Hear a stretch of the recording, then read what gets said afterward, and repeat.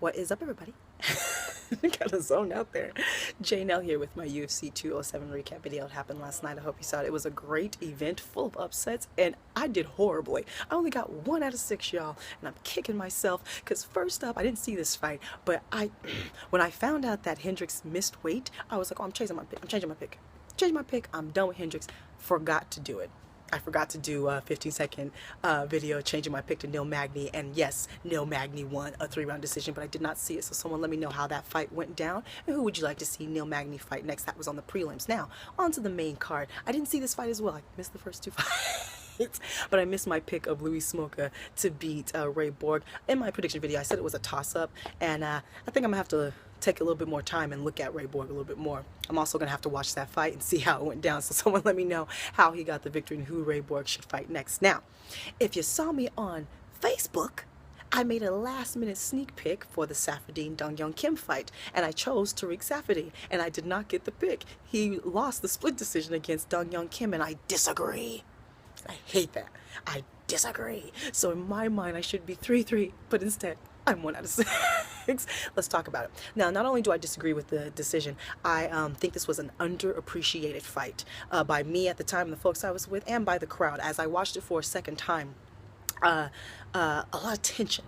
A lot of tension throughout this entire fight, and it was a high skill level actually in this fight as well. The exchanges, the grappling exchanges up against the cage, up against the ground, they both had some takedowns, but no one could really hold each other down and do some damage. But the exchanges were nice. The trips from Saffiedine was nice.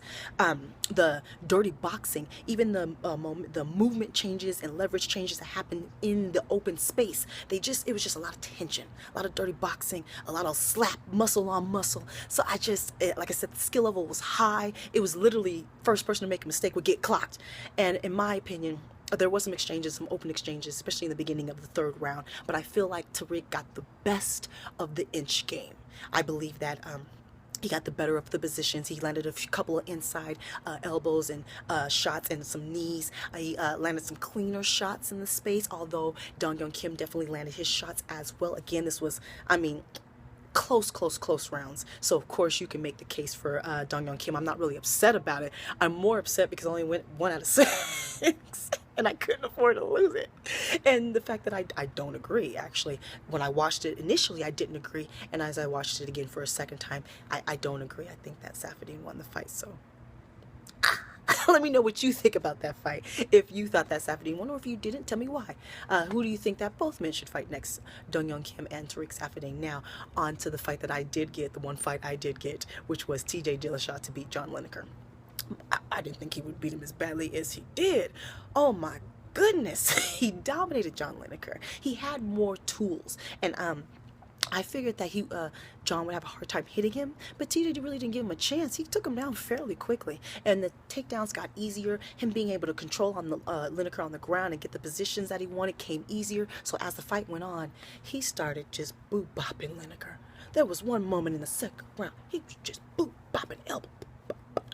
I was just, don't stop hitting him, TJ. Stop hitting him. So he just, the submission of tips, the whole 9. It's just a very dominating victory for TJ Dillashaw. And afterwards, in the post-press conference, he was even like, I don't know why people play his game. I don't know why fighters sit and trade with him. It makes no sense. You're right, TJ. And afterwards, of course, he called out the winner of the bantamweight championship fight that happened next, talked all his stuff. He said, I'm the man, da-da-da. He did what he had to do. Now, on to who you want to see him fight next, but I think we all kind of know where that's going. The next fight at co-main event and new UFC bantamweight champion Cody No Love Garbrandt. He won a 5-round decision against Dominick Cruz, who you know is my boy. I like Cody too as well. I like Alpha Male, so I like Cody as well. But I love me some Dominick Cruz because he just has one of the most beautiful MMA minds. He's so strong, and in the post press conference, you gotta watch him because he just proved again the mind. Boy, did he take this loss the way I would love to take every loss in my life, quite frankly. I'm gonna start studying Dominick, but let's talk about the fight first. First round, Cody came out, he just had better movement. Honestly, I just simply think that Cody is better than what most of us thought because we just simply hadn't seen this. I've even watched a lot of his amateur boxing fights. We haven't seen this. And we haven't seen that boxing like this. The head movement, the snake-like head movement, dodging the shots from... First off, he had... Cruz coming forward the entire fight, actually. Cruz was pushing the pace and walking Cody down the entire fight, not the other way around. No, he wasn't overly aggressive. Yes, he waited and picked his shots, and he waited till the movement was in his favor. He let Dominick get a little bit frustrated. He hits harder. As I actually watched that fight again, too, I realized that Dominick actually hit him more than I realized, because if you saw in the post, his face was actually quite bruised up, and I was like, wait a minute, let me watch this fight again. And yes, there was a lot of quick jabs in there, and all of the exchanges where Cody would knock him down, and most of those exchanges Dominick would actually land as well. So this fight was closer than I realized when I watched it again, but Cody got the better of the exchanges. He landed the harder shots, the cleaner shots. And again, you have to watch Dominick's post, because he really breaks down, quite frankly, how he lost. He was like, there's some kicks that he was landing throughout the entire fight, and he won round 2. He started doing a little bit better. He was first. He was setting up his shots. He landed a lot of leg kicks, and he was opening other things up in the second round. So he won the second round, but then he kind of got away from that. I think getting clocked kind of gets you off your game plan. So third round, fourth round, fifth round, they were close, but they were Cody's, quite frankly. I mean, he really won this fight, and he showed the personality. Like I said, the foot movement we seen from him was better than we've ever seen, but really I was impressed by his head movement and his hand speed. I knew his hand speed would be quicker than Dominick, but it was even quicker than I thought. There were shots that I didn't see, and he was able to dodge multiple shot combinations from Dominick Cruz. Like, we've never seen him fight like this. I just think we didn't know, and it wasn't a fluke. This was no fluke. I think it just took him to fight someone the caliber of Dominick Cruz to show this talent that he had. He was the momentum drawing Dominick Cruz in, making Dominick Cruz the pursuer throughout the entire fight. Beautiful performance from Cody No Love, and he knocked him down several times. Several times. There was even one where he knocked him down, pointed to him, which he probably shouldn't have. He probably should have jumped on him. Maybe he could have got a finish. Who knows? But he was patient. I think he knew Dominick has great cardio, so let me not take any chances here. But as Dominick said, if I would have set up my shots more, I could have closed the distance more instead of being drawn into his power. He said he controlled the range better, the distance better. Cody was talking trash throughout the whole time. He was pop locking and dancing throughout the fight. He was jigging and all that stuff. I mean, it was great. A Star is Born. It was great. It was great. And then afterwards, he said, TJ, if you want some, come at me, bro. Not in them words. He used some profanity. Come at me, bro. Great. All right. Who would you like to see the new champ fight next? Like I said, I think it's going to be TJ, but let me know if you think it should be someone else. And again, upon watching the fight again, I noticed that it was closer than I realized. So Dominick probably gets another win. He's probably right back in there. So, and his mind, watch his post. The man's mind. All right. And he even said, I know I make fun of his smarts, but the kid's got a good heart. I love Dominick Cruz. Okay. Main event, and still UFC Women's Bantamweight Champion, Miss Amanda the Lioness Nunes. She embarrassed Miss Rowdy Ronda Rousey. And yes, I lost this pick. Yes, I chose Miss Rowdy Ronda Rousey. But you know me, I'm actually trying to get into this, so my analysis is actually a little bit more important to me than my pick. I picked Ronda because when I say she's good for business, people don't actually realize just how good for business she is. The amount of work she does behind the scenes. She was instrumental into the New York expansion. She was actually in the boardroom, in the meetings, convincing them to let this happen. She was in the boardroom, in the room with the Metro PCS expansion.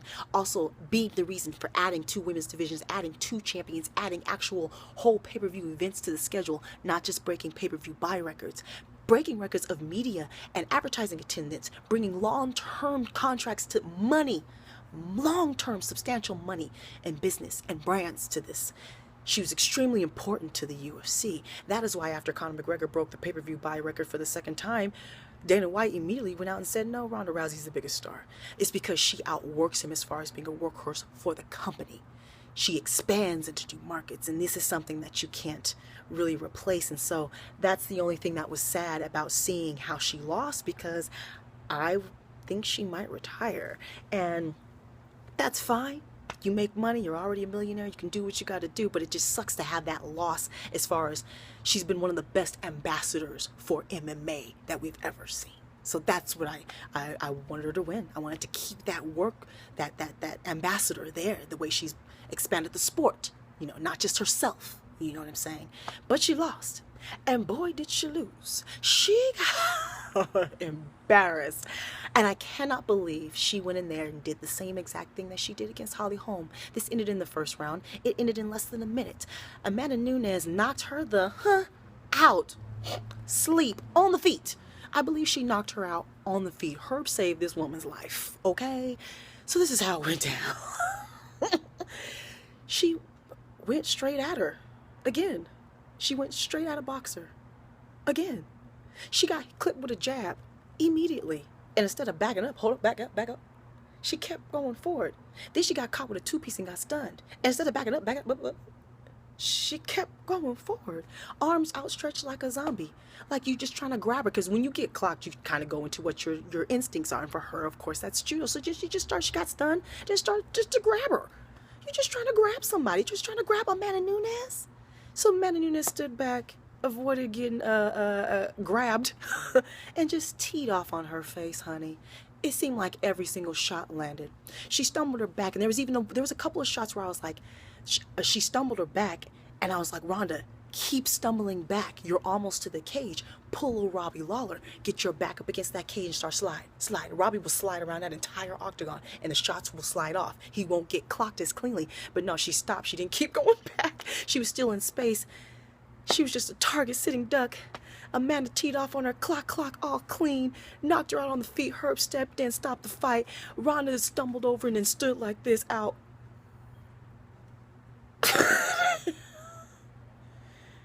It's a wrap.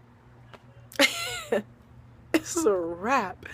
I don't see why she would come back unless she were to get rid of her camp. Her team failed her. Or you could say that she hired a bad team and she ultimately failed herself. But either way, you got to have some sort of stand-up game to draw your opponent into your strength, which is your judo. The moment you got clipped, you back up. You give yourself some time. You don't chase another boxer and get knocked the... I don't know why she did this again.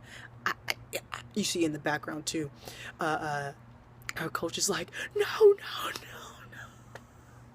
Afterwards, Amanda, she was like, forget about Ronda Rousey. She's like, I knew I would beat the out of her. It's me now. I'm the real champ. In the post-press conference, she was like, you know what? Thank you for everything she's done. She's the reason why we're here. But and then she was asked, why did you go over to her corner and kind of shush her corner? And she was like, because why did they make her think she could box? Why did they make her think she was a boxer? I'm the striker. And in so many words, Amanda's right. You guys, you ill-prepared this woman. She's not John Jones. She's not Peyton Manning. She's not half coach. She's more Dax. She's physically gifted, but she needs a good game plan. She needs a good team. She's a good direction follower. She's not John Jones. You see what I'm saying? She's not Peyton Manning. She's Dax from the Cowboys, a good direction follower, needs a good game plan. And her team failed her. And she hired a good team, so hired a piss poor team, so I guess she ultimately failed herself because it's not like her mama didn't tell her. So what do you think should happen next for Miss Ronda Rousey? Should she just go ahead and retire and do something else? If she comes back, she's going to have to come back with a different team. Otherwise, this could get sad. And it's unfortunate that we're going to probably lose that workhorse for the UFC, someone who's been, like I said, really working to expand the brand long term. It sucks to lose someone like that, but hey, they'll move on. We had 2 new stars born, Cody Garbrandt and Miss Amanda Nunes. So let me know how you did on all your picks. Any injury updates? Let me know what you think about everything that I just said. What should happen with Ronda? What should happen with Cody No Love and them? What should happen with the Tariq Saffiedine fight? Let me know how the controversy, everything. Follow me on Facebook, Twitter, and Instagram, where I will have 15-second recap videos. I'm on Snapchat now. Subscribe, like, talk to me, take care, and goodbye.